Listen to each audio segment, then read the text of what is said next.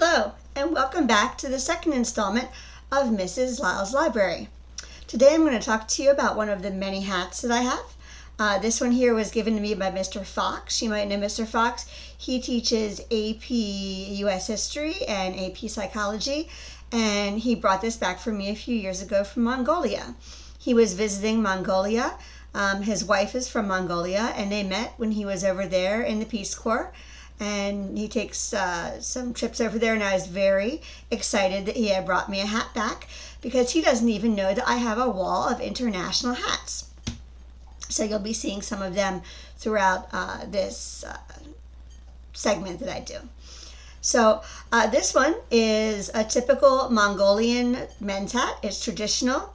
It's made from silk brocade and also from velour, which is very similar to velvet.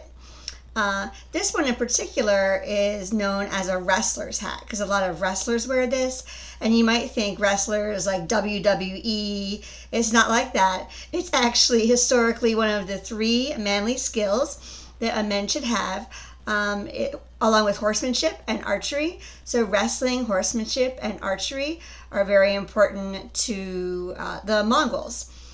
And they're still celebrated today in Mongolia in a big festival, kind of like the Olympics, but with just these three skills, and only in Mongolia. So in Mongolian wrestling, I did some research for you just in case you wanted to know. It is that if anything other than the foot touches the ground, you lose the match. And there are no points, just automatically lose the match. And wrestling is called bok, B-O-K-H. So if you wanted to look more into it, feel free to do so. Mongolian national dress is representative of their culture. They have a very unique culture. Some people think, oh, you know, they're very similar to Chinese or some other groups, but they're not because of how they are historically. Historically, and still today in Mongolia, a good portion of the population are pastoral nomads, which means that they wander from place to place with their tents and their herds to find pastures for their animals. So a lot of the things that they have come to wear are representative.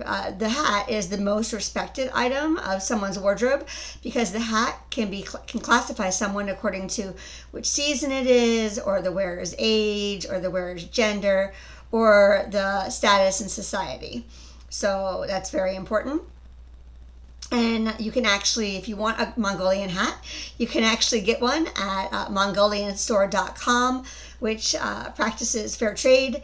For those of you in AP Human Geography, you know what fair trade is.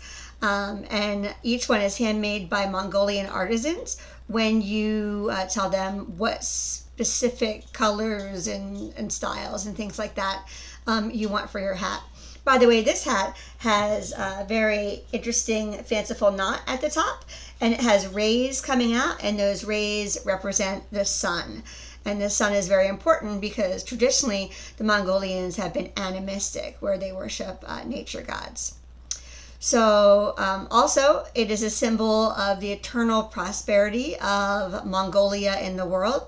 So let's just talk a little bit about Mongolia. And I'm going to flip my page. I have some fun facts about Mongolia for you.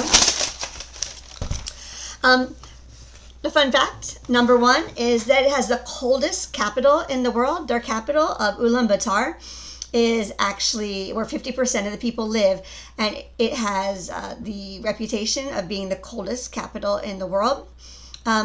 And it is the origin of the world's largest land empire. The Mongol Empire was in Mongolia with Genghis Khan, or Chinggis Khan, which it's now written.